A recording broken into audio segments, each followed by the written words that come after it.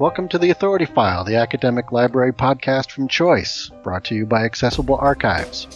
I'm Bill Mickey, the host of the podcast and the editorial director at Choice, and this week I'm joined by Lorraine Estelle, project director at Counter, Stuart Maxwell, vice president of business development at Scholarly IQ, and Iris Haney, president of Unlimited Priorities, the exclusive sales agent for Accessible Archives. And we continue our conversation about measuring the use of e-resources by traveling back in time to when Project Counter was first established. Okay, so I want to go back in time a little bit and reminisce a little about the early days of digital scholarly publishing, where I think we might imagine, the world of metrics was a little bit more of a Wild West.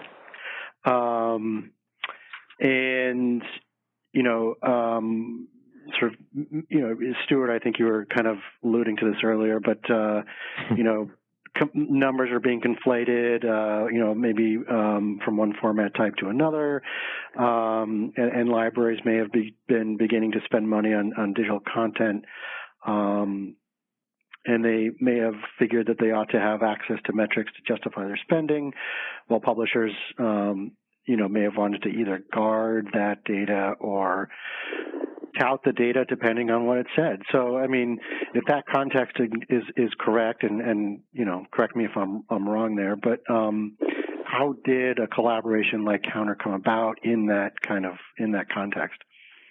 Yeah, I think I can sort of give you some background there, Sure. And I really would want to mention Richard Geddy, who in 2000 he worked for OUP, and he was really the driving force for Counter right from the start.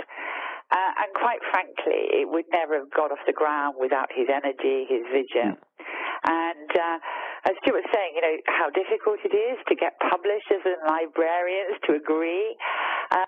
I think the fact that Richard was respected and trusted by both groups was crucial to getting Counter off the ground. Oh, Lorraine, come on, tell the truth. We were also all scared to death of him because he was brilliant.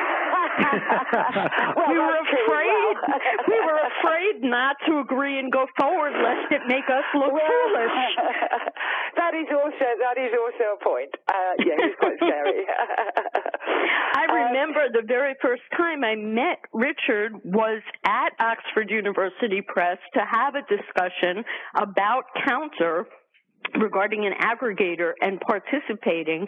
And I've been in this industry for 100,000 years, and never have I been so frightened of a meeting in my entire life. And at that time, in the early days, keep in mind, and it's still somewhat true today, the aggregators, the publishers, really didn't want to give up all that information about usage. The end users had to have it. There was a lot of political debate and arm wrestling that went along with this, and sometimes the meetings were more about the arm wrestle than it was even about Counter. Yeah, actually, and I can add in on that one as well, coming from a publisher's perspective. I remember once working in a publisher, and I was being asked about usage stats, and we were reporting them. And you know what? I didn't at that stage. It was before I even worked at ABCE. I did not really know there was this digital stuff, and it produced stats, and I was reporting stats to this customer. And the customer at one point turned around and said, "Stuart, can you tell me where this data comes from?" And I, naively said it comes from the IT department because they're the ones that run the platform. And they said, "No, not quite what I'm asking you, Stuart. Can you actually tell me where it comes from?" And so I actually went. It was the old days where email, we had email, but I actually went and saw them. Guys, look, what's this stuff we get this data from? And I got it from them, and it was from, I won't say what it was, but blah, blah stats. And I went straight back to the customer, big smile on my face, really confident. Yeah, we get it from blah, blah stats. And they repeated their question to me and said, "Stuart, still don't look quite getting it from this here. Where do these numbers come from?" And I suddenly realized that actually we might have a bit of a problem here. And I went back to the IT department and I said, "Look, guys, you told me it comes from blah, blah stats, but actually where do these numbers come from into blah, blah stats, and how is that interpreted to then make it a report?" And their reaction in the IT department was like, "Well, there's a bit of software. It does what it does. We don't question it. It just produces stats." And I was like, oh, this is trouble time. And I went to the publisher and I said to him, look, I got a bit of a problem. It's a big customer and we're producing these numbers. They're benchmarking what we do on this stuff and they're asking where it comes from. The guys I get it from don't know. I don't know. What do we do? And, his reaction was, bloody internet. People, old school publishers did not want to necessarily know about the internet. This was this new thing that really we didn't want to know about. There were certain people like Richard Getty and Peter Shep and others went, you know what, this is going to be the future of where we're going to. We need to understand this data and we need to get some consensus on it. But, people like me who, before I started working at ABC, really didn't know, we were just doing what we thought we were supposed to. And actually, we needed guidance on it. It wasn't necessarily publishers looking to mislead people. It's actually, we also needed help. And actually, we needed to stop having conversations, as Iris was saying, about the arm wrestling, about what are these numbers, and actually just get on with proper business. You just reconfirmed that fear word, We were all, the publishers were definitely fearful because we didn't really know what we were doing. The vendors were fearful because they didn't want to give out any more information than they had to. And frankly, the libraries were fearful because they didn't have a staff person available who could dive into this easily, and it participated further in the changing rules and roles of the library. So there was fear running rampant all over the place. Yeah. And to say on the librarian side as well, we had 100 different names for one single thing. Everybody called something different. So trying to resolve that and put it into one spreadsheet, it was an absolute mess. You had 100 publishers. That was within one publisher. One publisher per product, per update. Yeah, each of them had their chief. Yep. Lorraine, I wanted to get back to you. So maybe, how did, you were talking about Richard Getty and Stuart, you mentioned Peter Shepard, but Lorraine, how did these folks, make sense out of what Iris and Stuart were just describing? Yeah. How did they pull it all together? They were amazing. It all started back in 2000, and Richard Getty was approached by Sally Morris, who at that time was the chair of the Association of Learned and Professional Society Publishers, and said that there was a group who wanted to develop a code of practice for usage statistics. And would Richard be prepared to form a leader working group to bring some order to this Wild West? And I think Richard, in retrospect, thought he rather rashly accepted the challenge. And he really, as Iris said, he's a very, very clever man. He did a study of the existing initiatives. He looked at the ICOLT guidelines and ARL's eMetrics project. And then, very cleverly, he convened an international meeting in London of some 50 specially invited experts from all sections of the information community. And that was facilitated by consultants Bev Bruce and Judy Luther, and facilitated by Hayes Woodward in the UK. And I asked Richard about this meeting, and he said it was incredibly intensive, very productive, day-long session. And out of that day emerged the structure of what became Counter's first code of practice. Although when I was talking to Richard about that, he said they hadn't conjured up the name Counter at that point. But that meeting was critical success of Counter as a project in at least two other ways. First, it was essentially part of ensuring that all the key stakeholders were involved from the beginning, and that's really, that's important to this day. So they had people, from people like Oliver Presh from EBSCO, they had people from the publishers, they had David Summer from Blackwell Scientific, Woodward, librarian of Cranfield, Kathy Perry from the Viva Consortium. So a really good mix of people at that meeting. And they went on to contribute generously to the success of Counter. But I think, again, when I was talking to Richard about that although back then as today, Counter is really all these people, these experts from the information world given their time, it became apparent that in order to achieve all the aims, Counter needed to invest in a human resource, that volunteers alone couldn't supply. Mm-hmm. And consequently, Peter Shepherd was appointed as the Counter director. He was my predecessor. And again, when I was talking to Richard about that, he says that was the most important decision I ever made on behalf of the project.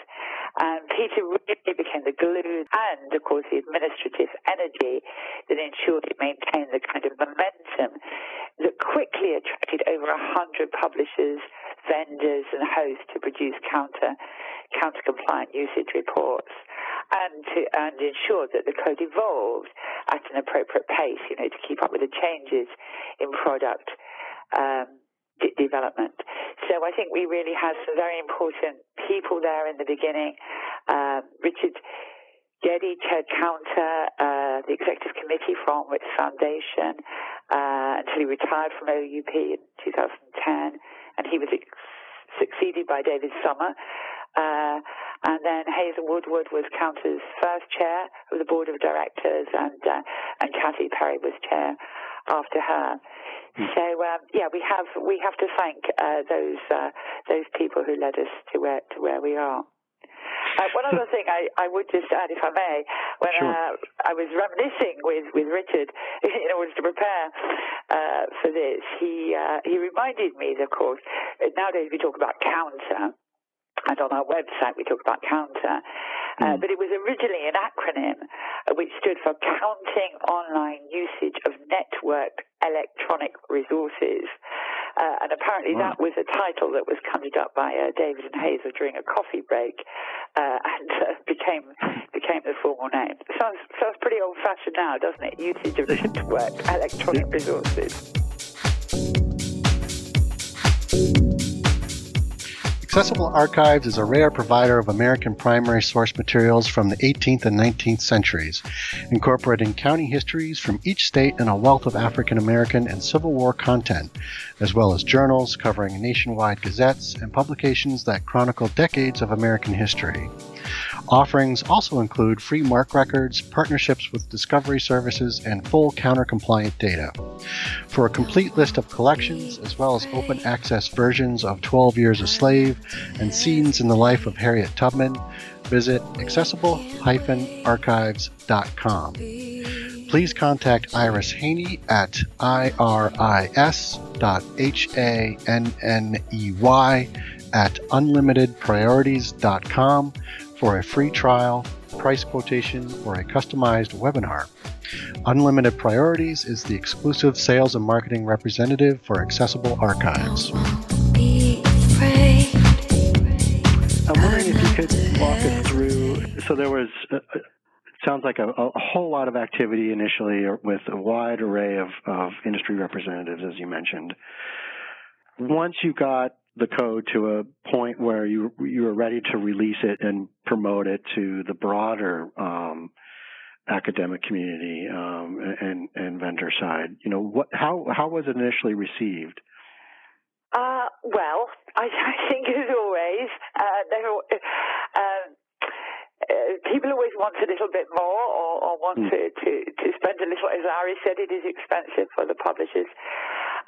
But I think very much, both publishers and libraries really appreciated the emergence of the Counter standard.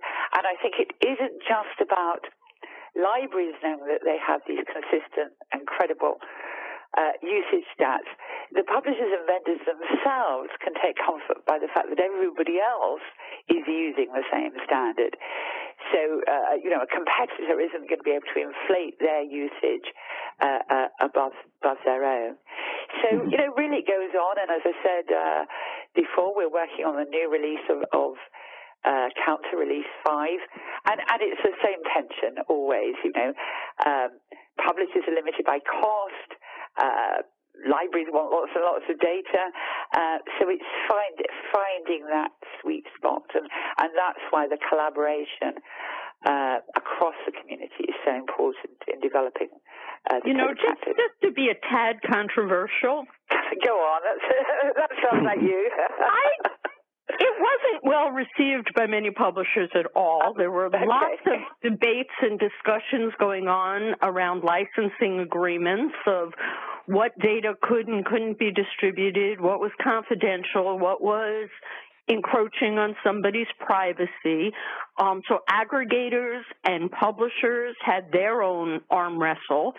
And yes, the cost, but the fear of they're going to see something doesn't get a lot of usage, we're going to lose customers. It was all so new. And just like the olden days of going from print to CD or even microfilm to CD and then online, the fear of the unknown. What was this going to create? So publishers were not necessarily ecstatic, and the smaller the publisher, the less ecstasy there was. Libraries wanted the information, but again, often underfunded, often understaffed. It was yet another task that somebody had to figure out how to do and to be assigned to doing it. And in the very early days, if you as a publisher contacted your customers, it was appalling how few libraries were actually using Counter because they simply couldn't afford to. There was also a bit of confusion in the beginning days because it was very heavily about journals. And a lot of focus was on journals, and then along came ebooks, and along came databases that had nothing to do with anything but electronic.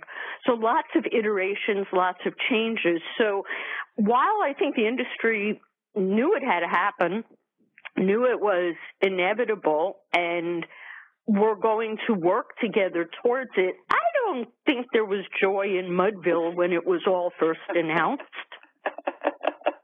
Yeah, Iris, I completely know where you're coming from on that one, and I think this is one of the challenges that they had to get through, was that when you come out with the first iteration of something like this, you've got a code of conduct.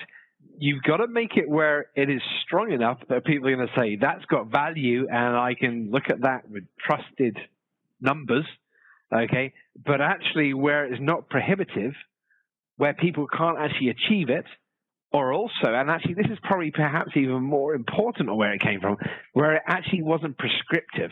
What they had to do with Project Counter was where the rules of how they did it and how they had to present the data had to be in a way that still left flexibility for publishers to still try out and create and develop their own business models. You know, because so often with these kind of standards, you can get something that turns around and says, this is the standard, you have to operate in this way, deliver content in this direction, it'll be counted like this, and if you don't do it that way, you're not compliant. But that doesn't allow any innovation for people to try and do something in a different way. And they had to have something which was adaptable for publishers still to create things in that direction, but still have a level of trust that librarians can say, I can make a decision on this. And they're often two quite contradictory sides to come from. Absolutely. And just as a quick aside, I can remember sitting with Richard at an American Library Association meeting, and we were talking about Counter, and I asked him specifically, how did you get through the early days? Because it was a little bit like being a divorce attorney at some meetings. It was very challenging. And Richard shared that one of his loves in his private life was music, and that there were many times when he would leave a Counter meeting, close the door of his hotel room or his home, as it were, turn on music and just listen to it soothingly for hours at a time to get back the sanity that he had lost during the early days of Counter meetings. Yeah, Bill used the phrase earlier on. Bill used the phrase earlier on, is a bit like herding cats. At the point in time when this was happening, people didn't know what was going on. There was a new thing that people, as you say, were scared of. There was fear out there of where they were. And there's a lot of mistrust from one side and another, between publishers and librarians, you know, of both directions. So when we say it was like herding cats, it was like herding feral cats. They all hated each other, and they were all after each other's gut on it. You know, and you had to overcome that as well. And then there were the aggregators who were neither publishers nor librarians, who were just trying to hang on for dear life and take their override off of everything. And that added a whole other level of fear and concern.